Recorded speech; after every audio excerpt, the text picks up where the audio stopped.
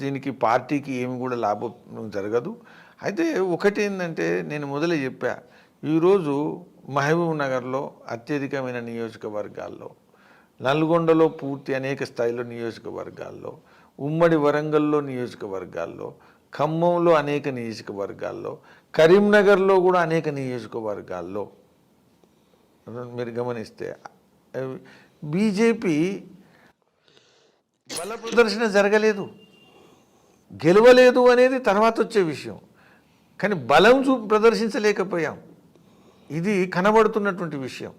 కాబట్టి ఇక మేము గెలుస్తుంటిమి, అయ్యో కొద్దిలో ఓడిపోయినాం, ఇదేంది, ఇది తప్పు సమాచారం, ఇది తప్పుడు ప్రచారం, ఇది కరెక్ట్ కాదు. తర్వాత బలమైన నాయకులుగా, వాక్కున్న నాయకులుగా ఉన్న చాలామంది రాజేందర్ వీళ్ళందరూ కూడా ఓడిపోయారు కదా, మరి ఎక్కడ తప్పు జరిగింది అనుకుంటారు సార్? వాళ్ళు బలమైన నాయకులు కాదు అని అంటే మేమెందుకు వాళ్ళకు తీసుకున్నాం, కాబట్టి బలమైన నాయకులనే భావిస్తున్నాం.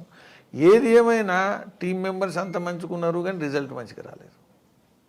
ఓవరాల్గా తెలంగాణలో మీరు పాఠాలు దురదృష్టకరమైన విషయం ఏంటంటే, ఎవరైతే బలంగా ఉండేటువంటి నాయకులు అని మేము ఫీల్డ్ చేశామో అటువంటి ఇంపార్టెంట్ వాళ్ళందరూ ఓడిపోవడం ఏదైతుందో, అందరూ మినహాంపు లేకుండా అందరూ ఓడిపోవడం ఏదైతుందో అది మా పార్టీ యొక్క ఆత్మస్థైర్యాన్ని ఇంకా బలహీనం చేస్తున్నది. ఇది అంత నెగిటివ్ ఆస్పెక్ట్. పాజిటివ్గా తీసుకుంటే కొన్ని సీట్లు పెరిగాయి, ఒక 7% ఎంత ఓటింగ్ కూడా పెరిగింది కదా, దీన్ని ఎలా చూస్తున్నారు? ఇప్పుడు బీజేపీ పెరుగుతుండేటువంటి పార్టీ మొదలు 4% ఉండే, తర్వాత 7%కి వచ్చింది, 7% నుంచి ఈరోజు 14%కి వచ్చింది. ఇది అంటే రాబోయే రోజుల్లో మేము ఏదైతే మాట్లాడుతున్నామో బీజేపీనే స్థిరమైన ప్రత్యామ్నాయము, రాబోయే రోజుల్లో పెరిగేటువంటి పార్టీ. ఇది నేను అనడమే కాదు, విశ్వసిస్తున్నా. ఖచ్చితంగా బీజేపీ ఒక రాజకీయ ధృవంగా తెలంగాణలో ఆవిర్భవిస్తుంది. దీన్ని ఆపడం ఎవరు సాధ్యం కాదు. కాంగ్రెస్కు బీఆర్ఎస్కు నేను తేడాలు చూడట్లేదు, ఎందుకంటే సిద్ధాంతపరంగా వ్యవహారపరంగా రెండు పార్టీల్లో పెద్ద తేడా లేదు. ఒక సంవత్సరంలోపే బీజేపీ అధికారంలోకి తెలంగాణ వస్తుంది, తెలంగాణకి బీజేపీ సీఎం అవుతాడు అని కూడా 2-3 రోజుల నుంచి 4-5 రోజుల నుంచి గట్టిగా వినపడుతున్నాయి కదా, అదేం జరుగుతుందా? ఆ విశ్వాసం ఉందా మీకు? ఇప్పుడు పార్లమెంట్ ఎలక్షన్స్లో బీజేపీ తెలంగాణలో ఫోకస్ చేస్తున్నది, ఫోకస్ చేయాలి. ఆ రిజల్టు బీజేపీకి చాలా అవసరం. దేశంలో మేము ప్రభుత్వం ఏర్పాటు చేయడంలో తెలంగాణ కీలక పాత్ర ఉంటుందా లేదా తర్వాత విషయం. కానీ బీజేపీకి తెలంగాణ ఎన్నికల్లో, పార్లమెంట్ ఎన్నికల్లో గెలుపు ఏదైతుందో ఈ తెలంగాణ రాష్ట్రంలో బీజేపీ భవిష్యత్తు యొక్క నిర్ధారణ చేయబోతున్నారు. అంటే ఒక సంవత్సరంలో బీజేపీ చేతిలోకి వెళ్ళిపోతుంది తెలంగాణ అనే నిలబడుతున్న మాటలకి మీరు ఇచ్చే సమాధానం ఏమైనా సూటిగా? ఖచ్చితంగా పార్లమెంటు రిజల్ట్ అనేది మాకు ఇంపార్టెంట్ అని. రేపు జరగబోయే ఎన్నికలు, లోక్సభ ఎన్నికలు, సరిగ్గా 4 నెలల్లోనే లోక్సభ ఎన్నికలు జరగబోతున్నాయి. సరే, నాకు ఉన్న సమాచారం కానీ బయట ఉన్న ప్రచారం కానీ మీరు ఈసారి డైరెక్ట్గా ప్రత్యక్షంగా మీరు నిల్చోబోతున్నారని కూడా బాగా గట్టిగా వినపడుతున్నాయి, లోక్సభ కానీ వినపడుతున్నాయి. అది కరెక్ట్ అయిన వాస్తవమేనా? నేను మల్కాజ్గిరిలో పనిచేస్తున్నా గత 3 సంవత్సరాల నుంచి వెళ్ళి ప్రత్యక్ష రాజకీయాల్లో పనిచేయడం ద్వారా, పోరాటం చేయడం ద్వారా మాత్రమే ఎక్కువ సాధించగలుగుతామనే విశ్వాసం నాకుంది. నేను పోటీ చేస్తాను అనేటువంటి అభిప్రాయాన్ని, అభిమతాన్ని, నా ఇష్టాన్ని నేను కేంద్ర నాయకత్వానికి చెప్పడం కూడా జరిగింది. నేను ఆ విధంగా ముందుకు పనిచేస్తున్నా.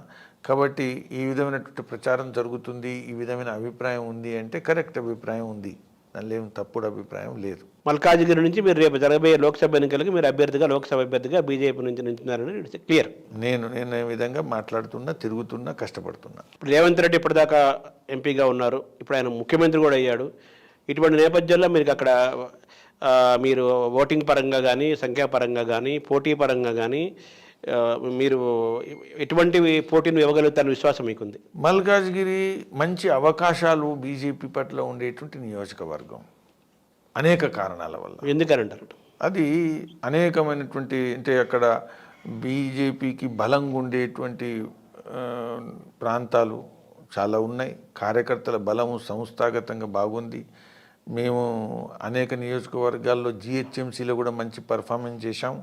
అదేవిధంగా ఇప్పుడు మీరు డెమోగ్రఫీ కనుక చూస్తే తెలంగాణ నుంచి వచ్చేటువంటి ప్రజలు, ఆంధ్రప్రదేశ్ నుంచి వచ్చే ప్రజలు, పూర్తి సంపూర్ణ భారతదేశం నుంచి వచ్చే అన్ని రాష్ట్రాల నుంచి వచ్చేటువంటి ప్రజలు అందరూ కూడా ఈ యొక్క నియోజకవర్గంలో ఉన్నారు. చాలా దేశంలోనే పెద్ద నియోజకవర్గం. కాబట్టి నరేంద్ర మోదీ గారి పట్ల, బీజేపీ ప్రభుత్వం పట్ల సానుకూలత ఈ నియోజకవర్గంలో ఉంది, పొందొచ్చు అనేటువంటి నమ్మకం బీజేపీ నాయకత్వానికి ఉంది. దేశంలోనే అతిపెద్ద నియోజకవర్గం మల్కాజ్గిరి, దాదాపు 35 లక్షల ఓట్లు ఎన్నో ఉన్నాయి కదా. తర్వాత ఇప్పటివరకు మీరు ప్రత్యక్ష రాజకీయాల్లో ఉన్నప్పటికీ కూడా మొట్టమొదటిసారిగా మీరు ప్రత్యక్ష ఎన్నికల్లో మీరు బరిలో దిగుతున్నారు. ఇప్పటివరకు మీరు తమిళనాడు, కర్ణాటక, మధ్యప్రదేశ్ ఇలా మిగతా రాష్ట్రాలు ఇన్ఛార్జిగా ఉన్నారు. కానీ స్థానికంగా మీరు ఎంతవరకు మిమ్మల్ని అక్కడ ఓటర్లు ప్రజలు ఓన్ చేసుకుంటారనే విశ్వాసం మీకుంది? పూర్తిగా ఉంది. నేను 3 సంవత్సరాల నుంచి అనేక సమస్యల మీద, అనేక కార్యక్రమాల మీద పర్యటిస్తున్నా. కోవిడ్లో కూడా అనేక సేవా కార్యక్రమాలు నేను అన్నీ చేశాను. అయితే ఏది ఏమైనా ఇంకా టైము ఏదైతుందో అందులో ఖచ్చితంగా ప్రజలను ఒప్పించడం, మెప్పించడం విషయంలో పార్టీ ప్రధానంగా, పార్టీ గెలుపు ఏదైతుందో ఇది మల్కాజిగిరిలో సాధించగలుగుతాము అనేటువంటి పూర్తి నమ్మకం ఉంది.